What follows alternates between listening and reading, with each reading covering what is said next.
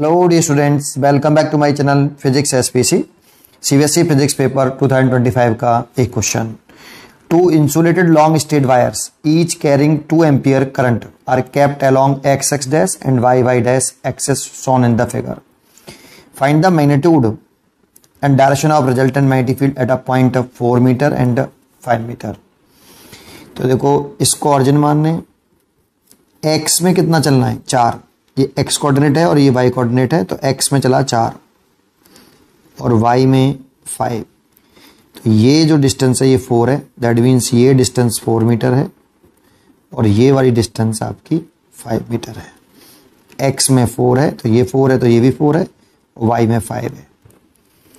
ठीक है, अब इस वाले वायर को मैं 1 मान लेता हूँ और इस वाले वायर को 2। पहले वायर की जैसे P पॉइंट पे मैग्नेटिक फील्ड निकाल लो, दूसरे वायर की जैसे P पॉइंट पे मैग्नेटिक फील्ड निकाल लो। फॉर्मूला याद होना चाहिए, अगर कोई लॉन्ग इन्फिनिटी स्ट्रेट वायर है, magnetic field intensity at a point due to current carrying long infinite straight wire, तो B इक्वल टू होता है mu naught upon 4 pi 2 I upon R perpendicular separation होती है वायर से। जैसे अगर wire ये है और लॉन्ग इन्फिनिटी वायर है ये, और इस पॉइंट पे मैग्नेटिक फील्ड निकालना है, तो ये परपेंडिकुलर सेपरेशन होनी चाहिए वायर की।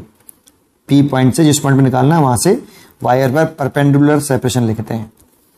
ये चाहो तो 2 से 2 कैंसिल कर देते हैं, तो कुछ इस तरह से लिख सकते हो mu I upon 2 pi R।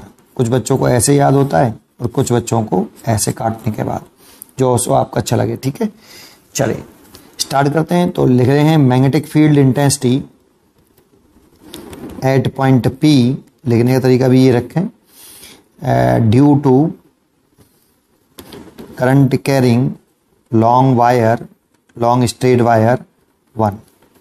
तो B1 इज इक्वल टू, ये लगा लेता हूँ ये वाला फार्मूला, म्यू नॉट, या यही लगा दो ज़्यादा बढ़िया है क्योंकि इसकी वैल्यू सीधी 10⁻⁷ होती है ना। तो ये लिख देता हूँ, चलो म्यू नॉट अपॉन 4 पाई और 2 I की वैल्यू कितनी I, आपका हो गया 2 एम्पियर करंट, तो 2 ओवर परपेंडिकुलर सेपरेशन हो गई ये 5।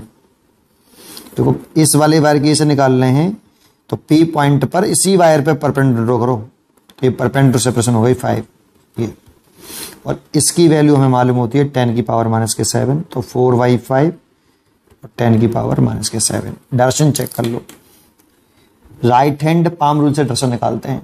तो करंट की डायरेक्शन में थंब रखिए, फिंगर उस पॉइंट की तरफ रखते हैं जिस पॉइंट पर मैग्नेटिक फील्ड निकालना है, तो P पॉइंट की तरफ फिंगर रखिए, करंट की डायरेक्शन में थंब राइट हैंड का, और फिंगर टुवर्ड दी पॉइंट्स जिस पॉइंट पर मैग्नेटिक फील्ड फाइंड आउट करनी है, और पाम, ये पाम होता है, पाम के परपेंडिकुलर बाहर की तरफ डायरेक्शन होती है हमेशा।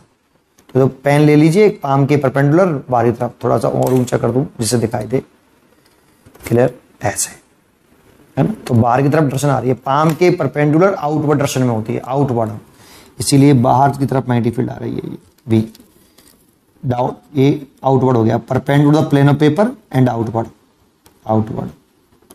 ठीक, अच्छा ऐसे ही मैग्नेटिक फील्ड निकाल लो, इंटेंसिटी इसी सेम पॉइंट पर due to current carrying long infinite straight wire है वायर 2, ये दूसरा वायर माना है। तो B2 बराबर mu naught upon 4 pi 2 into I कितना है, I इसमें भी 2 एम्पियर है, तो इंटू 2 अपॉन, इस वाले वायर की वजह से इस पॉइंट पे निकालने हैं तो परपेंडिकुलर सेपरेशन लेंगे जो कि 4 मीटर है, तो यहाँ पे 4, और इसकी वैल्यू कितनी 10⁻⁷, और 2 से 2 ये कट गया, 4 से 4 कट गया, इतना आया टेस्ला, ये भी टेस्ला था। डायरेक्शन चेक कर ले, तो अब देखो थंब राइट हैंड लेना है, राइट हैंड का थंब करंट की डायरेक्शन में, अब फिंगर इधर की तरफ जानी चाहिए, तो ऐसे। अब देखो पाम ये वाला है, ये नहीं है पाम, तो पाम के परपेंडिकुलर जाओगे ना, थोड़ा सा और ऊंचा करूं, हाँ आप समझ में आएगा। ये देखो पाम के परपेंडिकुलर मैग्नेटिक फील्ड लिया बाहर की तरफ, तो ऐसे चला जाएगा नीचे की तरफ। देखो ये तो पाम के परपेंडिकुलर, कंडीशन उल्टी होगी, गलत हो गया, तो भाई इसको हाथ को ऐसे घुमाना पड़ेगा ना आपको, थंब कंड की डायरेक्शन में ऐसे, तो देखो ऐसे डाउनवर्ड ऐसे जाएगा, पाम के परपेंडिकुलर बाहर की तरफ, है ना। ये पाम नहीं है, नीचे वाला पाम के परपेंडिकुलर बाहर की तरफ, तो डाउनवर्ड डायरेक्शन में आएगा, है ना। समझ में आ गया, वो दिख गया होगा आपको, ऐसे आएगा बेटा। इसको ऊपर रख दूंगा, दिखेगा नहीं आपको, इसलिए साइड में कर लिया है, ठीक है। ऐसे आएगा डाउनवर्ड, तो इसीलिए मैग्नेटिक फील्ड इसकी वजह से आएगा डाउनवर्ड, वर्टिकली डाउनवर्ड, ठीक है। डाउनवर्ड के लिए क्रॉस लगाते हैं और आउटवर्ड के लिए, अपवर्ड के लिए हम जो है डॉट लगाते हैं। अब देखो इन दोनों में से कौन सा मैग्नेटिक फील्ड बड़ा है, तो ये बड़ा है, क्योंकि ये 1 × 10⁻⁷ है और ये 0.8 है कम से कम, तो ये B2 बड़ा है B1 से, और डायरेक्शन अपोजिट है, तो नेट निकालते हैं तो घटा देते हैं। सेम डायरेक्शन होती तो ऐड करते, अपोजिट डायरेक्शन होती तो सब्ट्रैक्ट करते, किसी एंगल से होती तो फॉर्मूला लगाते, रूट के अंदर रूट B1 का स्क्वायर प्लस B2 का स्क्वायर प्लस के 2B1 B2 cos थीटा, है ना। तो यहाँ पर डायरेक्शन अपोजिट है, इसलिए नेट निकाल लेते हैं घटा के, B2 - P1, और ये 10⁻⁻⁷ है, और ये 4/5 × 10⁻⁻⁷ है। तो 10⁻⁻⁷ कॉमन लोगे, 1 - 4/5, तो ये हो जाएगा 5/4, दैट मीन्स 1/5 × 10⁻⁻⁷ सीधा -7। इतना टेस्ला आया। और डायरेक्शन कैसी होगी, डायरेक्शन जो होगी वो B2 जैसी होगी, वाई, क्योंकि B2 बड़ा है B1 से, भाई यहाँ पे B2 बड़ा है B1 से, तो घटाने के बाद किसकी वैल्यू बचेगी, B2 की, तो ये B2 की वैल्यू बची होगी, और B2 कैसी है, डाउनवर्ड डायरेक्शन में ऐसे। और वैल्यू लिखना चाहो तो, और लिखना चाहो तो 0.2 × 10⁻⁻⁷ टेस्ला, इन नेट मैग्नेटिक फील्ड का मैग्नीट्यूड हो गया, और डायरेक्शन हो गई डाउनवर्ड डायरेक्शन में, वर्टिकली प्लेन ऑफ पेपर के परपेंडिकुलर डाउनवर्ड, ऐसे लिख सकते हो, परपेंडिकुलर टू प्लेन ऑफ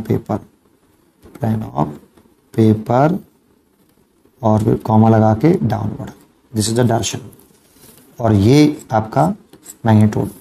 तो इसका आंसर हो गया। पढ़ते रहिए और खुश रहिए।